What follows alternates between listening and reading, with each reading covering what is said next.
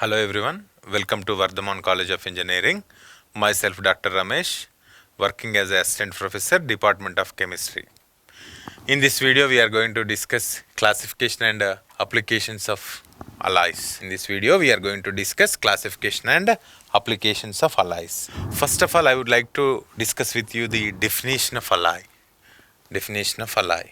Alloy is a homogeneous mixture of two or more elements. In those elements, one should be metal. Let me repeat the definition. An alloy is a homogeneous mixture which is made up of two or more elements. In those elements, one should be metal, right? Alloys are metallic in character. Their physical properties are different from the constant elements. Alloys are metallic in character and their physical properties are different from their constants. Alloys are three types. Alloys are three types. One is formed by two or more metals. This is one type of alloy which is formed by two or more metals. Best example for this type of alloys are brass, bronze, right? Brass, bronze. Here in brass, copper and zinc both are metals. Okay, right? Next in bronze also, copper plus tin. Here, these two are metals, right? First type is alloy formed by two metals. Example is brass. Brass is the composition of copper and zinc, right? Next, alloy formed between metal and non-metal. Example is steel. Steel is a alloy of iron, chromium, nickel, little bit amount of carbon, right? This is what steel. In that steel, iron is metal, carbon is non-metal. One is metal, other one is non-metal, right? This is what this type example is steel. Next, alloy formed between mercury and another metal. If mercury is there, that type of alloy is what? Amalgam. Best example for this type of alloy is zinc amalgam. In this diagram, here I am showing different metals and alloys. In this diagram, different metals and alloys are there, right? Next one is importance of making alloys. Importance of making alloys. In that first one is to improve hardness. To improve hardness, right? Conversion of soft gold into hard gold by alloying it with copper. This is an example for copper is an example, right? Conversion of soft gold into hard gold by alloying with copper, right? Here gold is very soft by using without using copper we cannot make ornaments with the gold because of it is very soft. To increase the hardness of gold, we need to alloy that gold with copper, right? Here, the tensile strength of iron is increased 10 times by alloying with 1% carbon. Next, to lower the melting point, right?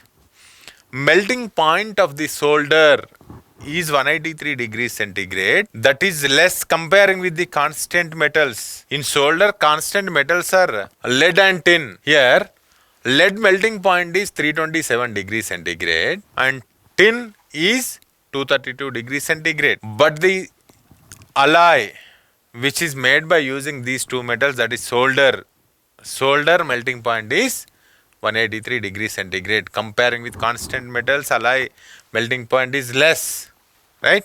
That is what, to lower the melting point. That is right. Next, to improve the casting property. Casting property. Some solid metals are soft and brittle for making their casting weak. Casting means converted into different shapes or converted into our desired shapes, right? Due to this weak casting, we cannot make into different shapes or desired compounds. To improve this property, we need to alloy the metals, right? Here, the alloy of tin, lead, antimony has excellent casting property when compared to its constants. The alloy which is made by lead, tin, antimony has excellent casting property comparing with the constant metals, right? Next, to modify the conductivity. We need to alloy the metals, right? In a metal, even traces of impurities are there. then the conductivity vary. In a metal, if traces of impurities are there, then the conductivity of that metal changes, right? For example, in copper, is there any metallic impurities? In copper, is there any metallic impurities? That impurities will reduce the electrical conductivity of copper, right? Next, to modify chemical property, modify chemical properties. Chemical properties are either enhanced or depressed. Chemical properties are either enhanced or depressed. Example, rate of dissolution of an alloy in hydrochloric acid is different from the rates of dissolution of the constant metals. To modify the chemical properties, we need to alloying. Here, chemical properties are either enhanced or depressed. Example, dissolution of an alloy in hydrochloric acid is different, usually less, from the rates of the dissolution of constant metals in hydrochloric acid, right? Next, to resist the corrosion of the metal. To resist the corrosion of the metal, we need to alloying, right? Here, stainless steel is an alloy of iron, carbon, nickel, chromium, which is not corroded by the atmospheric conditions through pure,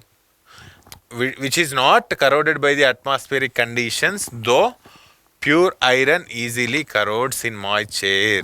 Iron metal is readily undergoes corrosion in presence of atmospheric air. But when that iron metal is allying with carbon, nickel, chromium into stainless steel, that stainless steel having the anti-corroding property, right? These are the importance of making alloying, right? Next, purpose of alloying. Importance of making alloys and purpose of alloying both are same, right? Here, pure metals are very soft and weak. Therefore, can't be used for making strong articles.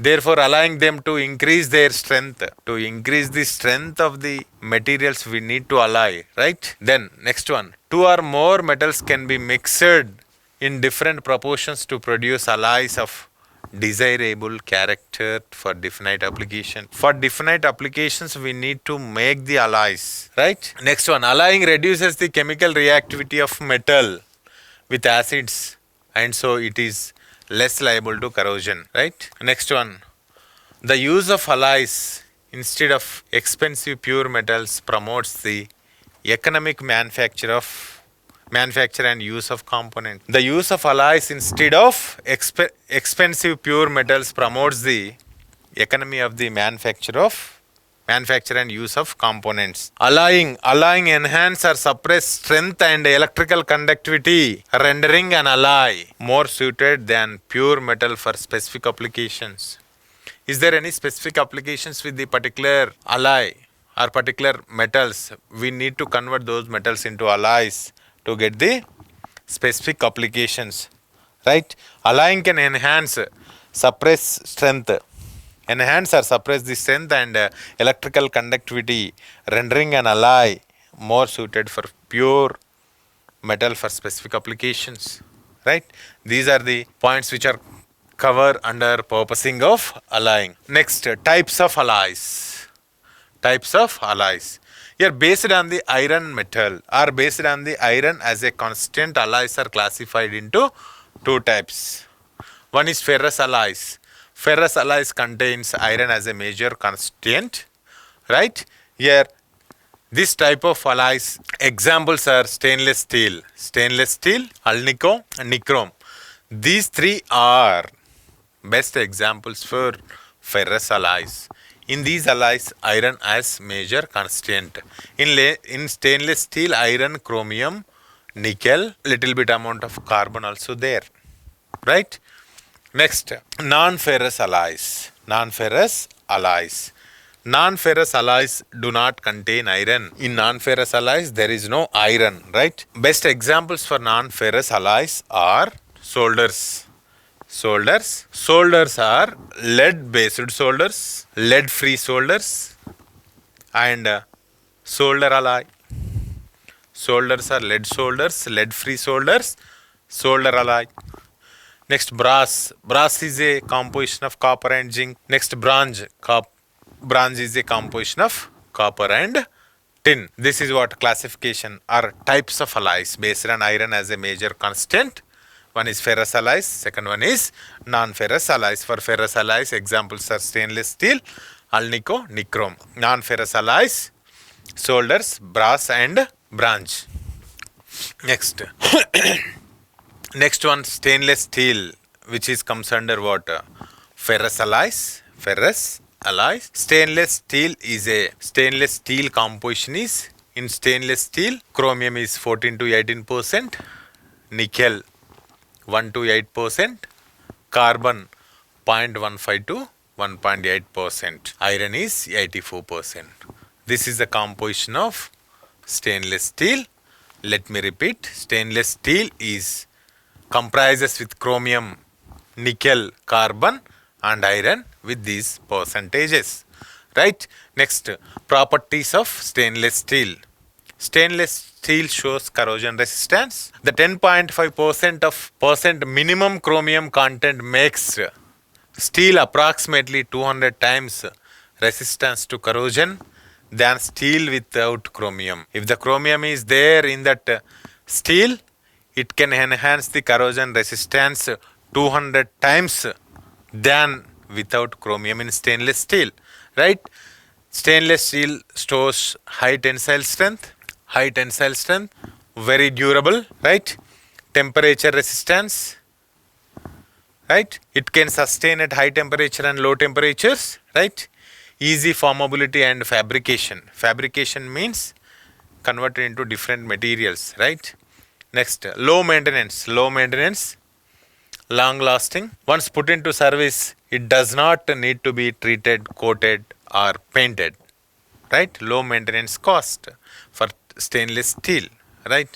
Here formability, fabrication means we can make different utensils, different equipments, whatever we want, we can make by using stainless steel, right? Next, attractive appearance also. Stainless steel shows attractive appearance and these are what? Environmental friendly. These are environmental friendly, recyclable. Right? These are the properties of stainless steel. Next, applications of stainless steel. Stainless steel is used in bulk materials handling equipment, building exterior and roofing. By using stainless steel, we can make building exteriors and building exteriors and roofing. Right? Making kitchen utensils and surgical instruments, automobile components, exhaust, trim, decorative, engine, fasteners, tubing. For these purposes, we can use stainless steel in automobile industries. Or to make these components which are mentioned here, stainless steel is used, right? Chemical processing plants like scrubbers, heat exchangers also made by stainless steel. Pulp and paper manufacturing units. Stainless steel also used in pulp and paper manufacturing units, and it can also have applications in petroleum refining, water supply piping, consumer products, marine and shipbuilding, pollution control, sporting goods like snow kits, and transportation, rail cars, right? These are the applications of stainless steel. Thank you. Thank you very much.